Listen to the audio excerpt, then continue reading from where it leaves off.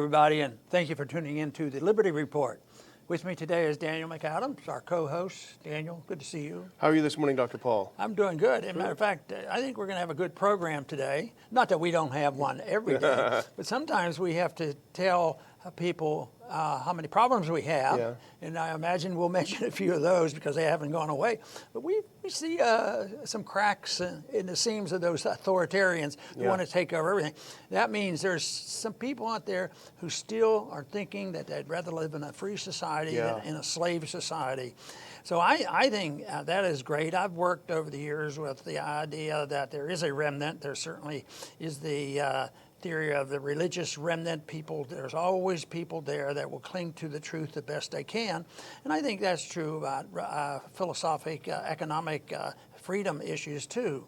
And I think what we're witnessing now, people waking up. I think of Solzhenitsyn as an individual who probably belonged to the remnant. He never became a communist in order to survive. Yeah. You know, he held on to his true beliefs, and I was always amazed how many true beliefs he had, religious beliefs as well, and survived communism. But I think right now what we're seeing, we want to talk about today, are the people who have resisted. There's a resistance going on, and it may be growing. It may be bigger than we ever dreamed it was. And, you know, businesses, some business, did you know that there are some businesses that never closed? Yeah.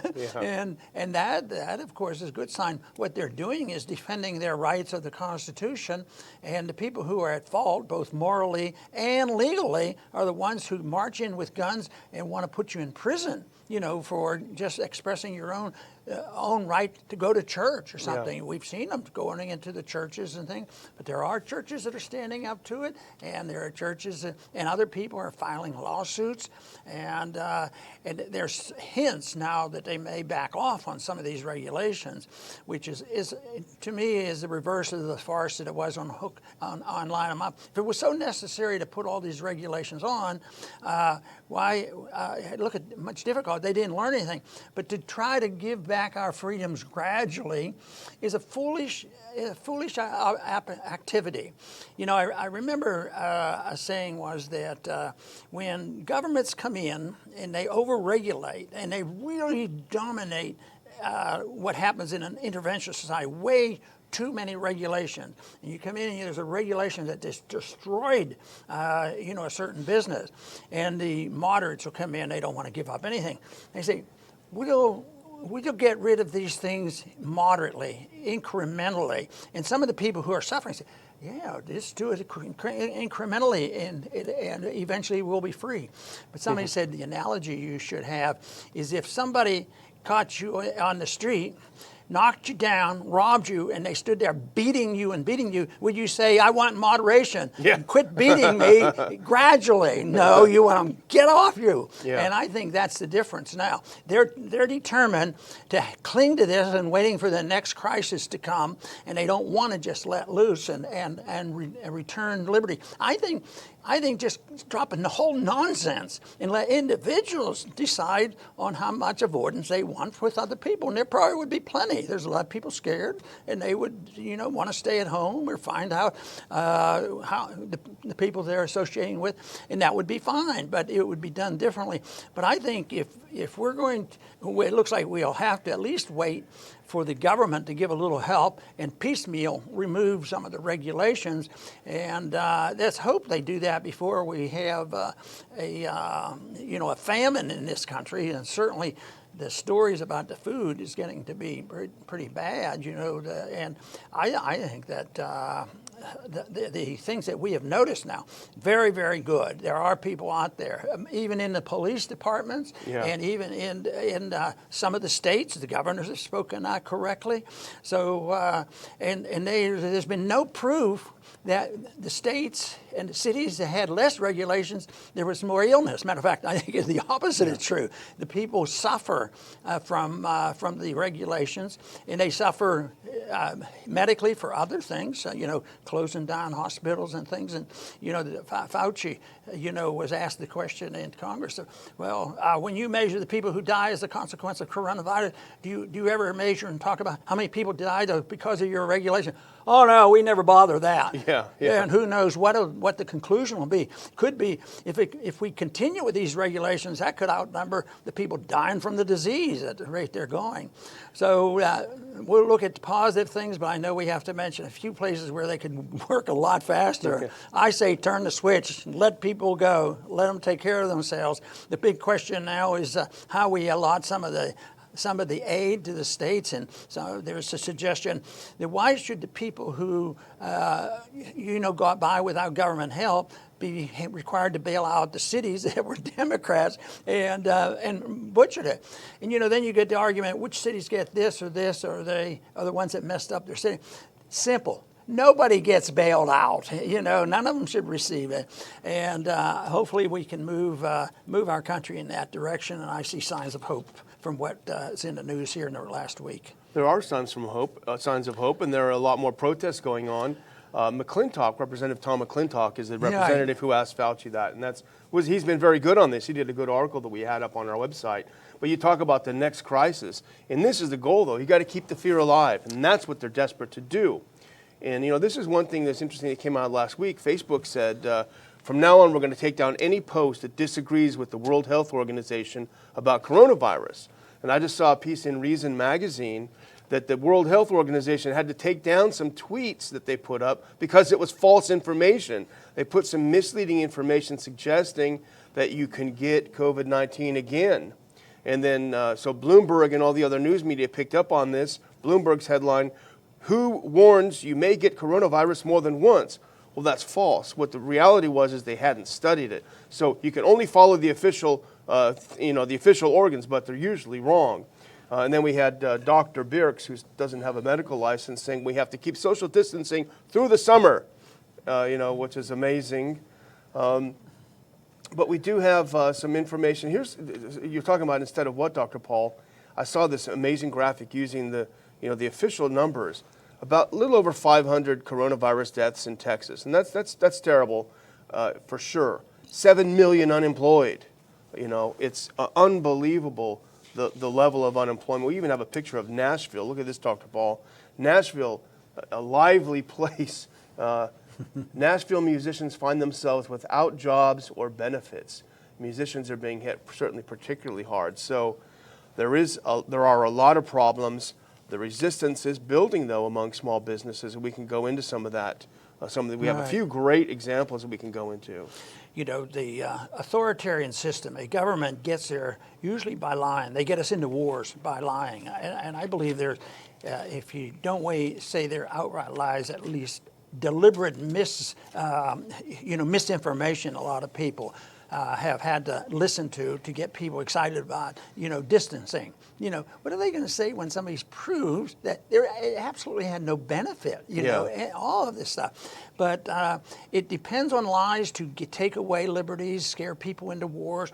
And certainly, I bet you this is one of the biggest domestic fear-mongering group of people that was able to drive this coronavirus ever. It's worldwide. It's contagious. It's like a virus, and that's the real viral that I'm concerned about, the spreading of this information. But they had to lie to get people to accept it, and now they have to keep lying to keep the things going. Now, this idea that we had to have social distancing up until September or something. Yeah. What kind of science is that? It's total nonsense. And yet it gets repeated and repeated, except we're getting more friends out there that are questioning things. So I think that is great. There's just no reason. Just think of a society that never had a government and a bureaucracy, always offering up their great wisdom to tell people how to live. You know what? if that's what you had, you'd still have some problem. Yeah. The people would make mistakes, but they would only affect their mistakes and the people directly involved. But when you allow these if you allow somebody that loves to live with authoritarianism, like a Bill Gates, he gets in, and with his power and money and prestige, he can do a lot of harm. But even there, I think there are some people waking up and say, "Hey, what does Bill Gates know about it? What does Fauci know about medicine?" Yeah. And yet it's a real challenge because of course the mainstream media and the deep state controlling the scenario. But there's still enough freedom left for us to talk about this, which is I think that we're fortunate to have that. And I think there's enough people out there to think our way. I still work on the assumption that you work on the elite, the people who have opinions and a philosophy, and then they will bring people along. But when they're doing the wrong thing, you end up what we have. But what we have to keep working on the people that have influence, and the professors in the universities and different things like this. They can help give us the ammunition, and people say, hey, maybe there is something wrong from this. But the big job is getting that message out, and that's why we have to be so thankful to our viewers, because they've certainly been helping us get our message out, and we feel good about that. Yeah, that's for sure. And we're thankful for the independent business people who have the courage. And it's easy if to sit here and say, hey, you should all open up. But they're the ones that are facing the wrath. But they are having the courage increasingly, and partly it's out of desperation. They're laying off their staff. They're letting people go that have worked with them for a long time. We have the next picture here is, I consider this guy a hero. This is in Houston. He's the owner of the Federal American Grill, Matt Bryce. He said, you know what, I'm going to open up for in-house dining. And of course, they have to do all this kind of distancing and all this in the restaurant, but he's still going against the orders of Lena Hidalgo, the judge of Harris County. And of course, she threatened and threatened and threatened, but then he said, I'm going to do it anyway. She backed down. And all she could say, this is what a bully does, all she could say at the end was, it's just sad. It's so sad because this is about safety. And it's also dangerous. So making this guy out to be a bad guy, and of course she's the one who said, starting today, you have to cover your face in Harris County. And the police said, oh yeah, we're not going to enforce it. But let's just do one more. But here's another hero, I think. Elliot Rabin from New York. He runs a very high-end boutique. And he said, I'm opening my doors come hell or high water. He doesn't care. And this is a good quote from him. He said, some clients asked, do you think you'll get in trouble? He said, if I do get in trouble, it'll be for the right reasons. What are they going to do? Yell and scream at me? Fine me $500? It would be worth it for me to be able to open my mouth and say, this is not equitable. If they try to arrest me, I'll say, am I in a police state now? They're not going to arrest me. So he's a brave guy. In fact, Dr. Paul, I got a call from my parents yesterday.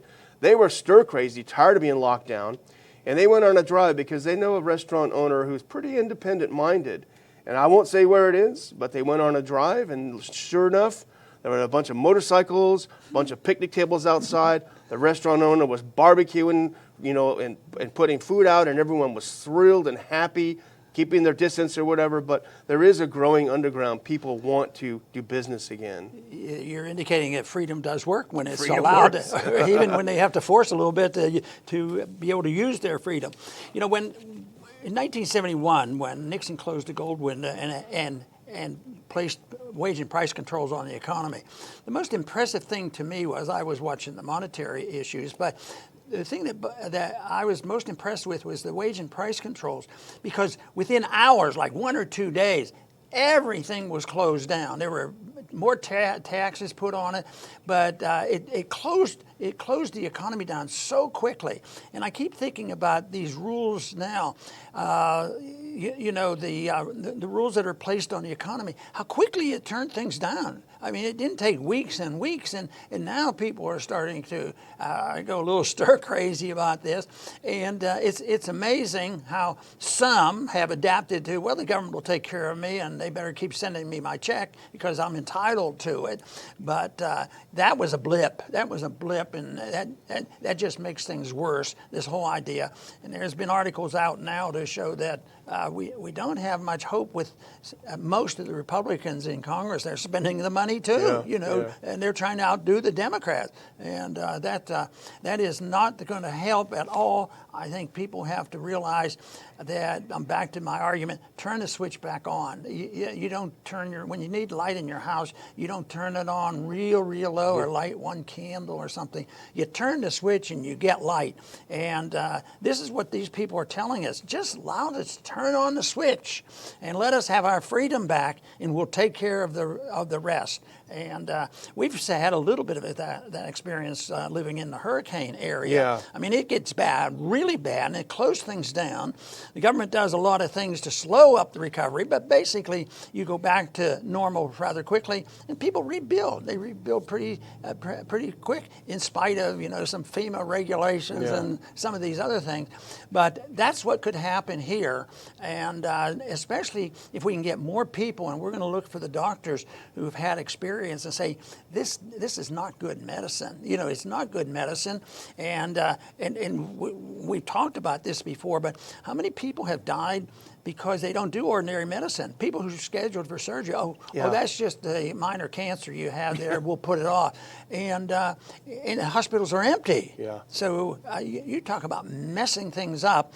It's the idea that we have these dictators, in CDC and these other places. See, I don't believe that bureaucrats should be practicing medicine. Yeah. But I don't think doctors should ever be practicing government medicine. Yeah. So you can get the doctors in there. They're the ones who run these campaigns to change the death certificates. Yeah. So, but no, we just let it go. We let the bureaucrats practice medicine. We let the doctors go in, and they become bureaucrats themselves, and they don't practice medicine anymore. So only a society that respects individual liberty and property rights can provide the maximum amount of benefits to everybody. That's exactly, and the psychological conditioning that's associated with this idea that you have to cover your face, you have to stay away from people, it's causing people, I think, to go a little bit crazy. And even when you go in the store, people look at you as if you're the enemy, even that used to be your shopkeeper. The thing that is, as you say, just switch it back on. Just remove all the regulations. What people don't understand, if you feel afraid, no one is going to force you to go out. Right. No one's going to say, get out there, get out there. If you feel afraid, stay in your house. Someone will bring you food. You can always make arrangements. But everyone else who assesses the risks and realize the chance, and we're hearing more and more because the data is coming in more and more, your chance of dying from this is 0.03%, according to this fantastic presentation by these doctors in Bakersfield, much lower than the seasonal flu. There were some people in San Clemente that didn't want these skaters or surfers to go back and doing their thing. But there was danger by going back, and there probably has been some danger represented by people fall and they can break an arm. Yeah. And you mean they took their own risk? They went out there and did it anyway, and they knew they might break their leg? But no, I think that's an interesting story, how they just defied them, went out and did it. And people, they just made up their own mind. It's not like everything's going to be perfectly safe. It isn't. But once you get the information out there that all these rules and regulations aren't perfectly helpful either, and may be doing the opposite, which I believe. Yeah, that is. And we started talking a little bit about hospitals. I think we should go into a little bit about this because that is important too. But first, here's something that actually does worry me, and it should worry every American. The food supply chain is breaking down. Tyson Foods warns of meat shortages as plants close. And they say due to COVID-19. That's not exactly the case. That they're closing because of that. But moving on to hospitals, let's move on to the next one, Dr. Paul, because someone had this great quip, and I won't repeat it as well as it was originally written. If we can look at the next clip piece. Most U.S. hospitals are empty. Soon they might be closed for good. Someone said, only government could cause the healthcare industry to collapse during a pandemic. I mean, only leave it to government. But here's the next one. This is closer to home. And this shows you incompetence and maybe a little bit of corruption. Here's that next clip, if we can have it up. They spent $17 million putting a hospital up, pop-up hospital. They didn't need it. $17 million, they have to dismantle it in Houston. Somebody got paid for that. You can be sure of that. But that's the malinvestment, It is, and once again, you can bring up the subject of what is the source of that, and that's the Federal Reserve System. Yeah. There's a more sensible approach to investments and how it's done when you have to suffer the consequences and benefit and reap the rewards if you do things more smartly. But if you're a builder and you're going to make some money, you're going to go out and help them get a loan and build it. Even our own little town here, we have an emergency center that's been around for a good many years and doing pretty good, and a lot of people use it. Not exactly totally free market because it's influenced by government pricing. But then a couple years ago, they built a second one, or it could be long. It's been sitting empty right here at home. And, in an emergency, you'd think that's what we need. We need somebody to adapt to people who have problems and we need more medical help. But no, it's a government operation. Most people say we need socialized medicine because look at the medicine problems that we have. Well, the medical problems we have now is government medicine. It's been around for a long, long time. In my lifetime, my first job in a hospital, when I left medical school, I was working for $3 an hour in an emergency room in a Catholic hospital. And no Medicare and no Medicaid, and everybody got treated the same. And then now look at it. Now the government will guarantee everybody do it, and it's not quite enough now. They have to have a one-party system that everything is free. So what happens when it's free? The stuff there, they close it down when they need them. Yeah. So I vote against the government interference in almost everything. Yeah, almost everything. That's true. Well, I'll close out because we've covered a pretty broad spectrum of things today. But I still want to talk about the protests because even though Facebook and all these social media tries to shut down, the people are not going to be shut down, and they're thinking of new innovative ways of doing it. There was a massive protest in Wisconsin over the weekend. Look at this, Dr. Paul. I mean, you had thousands of people there on the state capitol grounds. They didn't care that they were not allowed to do it. They were going to do it anyway.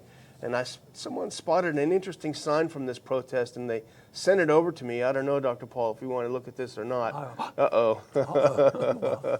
Well, they're watching, which is good, and we're happy, and we're happy to be of service. There's one left. There's one left. The last sign. But I want to thank all of you for watching, and thank all of you for coming to the Liberty Report. We're trying to keep you updated as much as possible with just to provoke a discussion, provoke a conversation, and it looks like things are going our way, which is a good thing. So please keep coming to the Liberty Report, and we'll keep doing our best to provide you with information. Thank you. And we've talked about the interference, in this operation, both from the angle of the collapse monetarily and the Federal Reserve, which was this, and then I think the virus was the cover. Everybody has to talk about the coronavirus, and that's the problem. It's not the Federal Reserve. It's not spending. We need the Fed. We needed that $10 more trillion, but it seems like the economy hasn't recovered yet, and they're still talking about even more. The one thing is whether you're closing down a system, controlling things with wage and price controls, or trying to open up a system, there can be a pretense. It's always fair. Everybody has to be fairly treated, and fairly means fair to most people means the special interests get their stuff first, and this is the one characteristic of it is governments can never be fair. They're only fair to the manager. They're fair to the bureaucrats. And you think of there's a couple people in Congress and in the Senate that really has preached socialism. Does quite well, under this system because it's not fair. Getting more stuff than he got because he was in politics. So there's nothing fair about it. And I said, well, in free markets, a lot of people get much richer than others. And that is okay if it's honest. If they didn't get it dishonestly from the government, if they didn't get it in the military-industrial complex, no, you shouldn't be envious of people who worked hard. But our problem is the distortion of wealth distribution has all come about as a consequence of our monetary policy, the way the governments divvy up the loot, and how they build hospitals they don't need. And then when things get tough, they come in with total regulations and wonder, oh, that's free enterprise. See, if we'd have had socialism before now, we wouldn't have these problems. Well, that's one thing we'd like to dispel. We're not suffering the consequences of free market economics. We're not suffering the consequences of sound money and the gold standard. They claimed that in the 30s.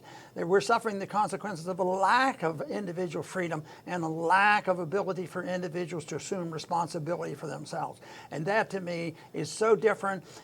As I say, it's imperfect, but I tell you what, when you have imperfections in man, the last thing you want to do is send them to Washington so their imperfections bother all of us and damage all of us. And the bigger the bureaucracy get, the more people who suffer when it comes crashing down. And that is what we're suffering from. And that is why I am convinced not only will we continue to see the businesses defying all these rules, I think there's going to be a reassessment of this whole principle of government interference in our lives. Yes, the socialists agree with me. That's why they want total socialism.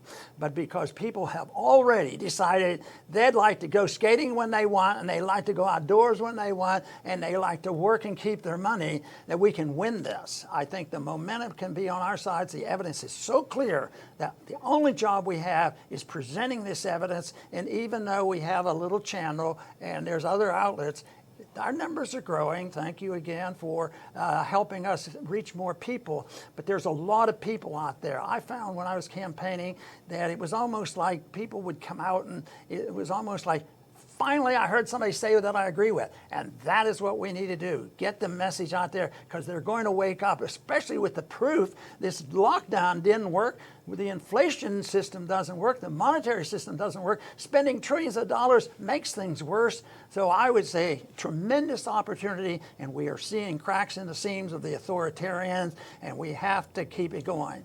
But I do want to sincerely thank all our viewers and all our supporters for the help that you have given us, because without you, I'd still be doing exactly what I thought I would do all my life when I first ran for Congress, because I thought I would be, all by myself and never run into very many people. So I have been astounded that there's a lot of people out there that are excited and know about it, and they want to hear the message. So do whatever you can to spread the message. I want to thank everybody for tuning in today to the Liberty Report. Please come back soon.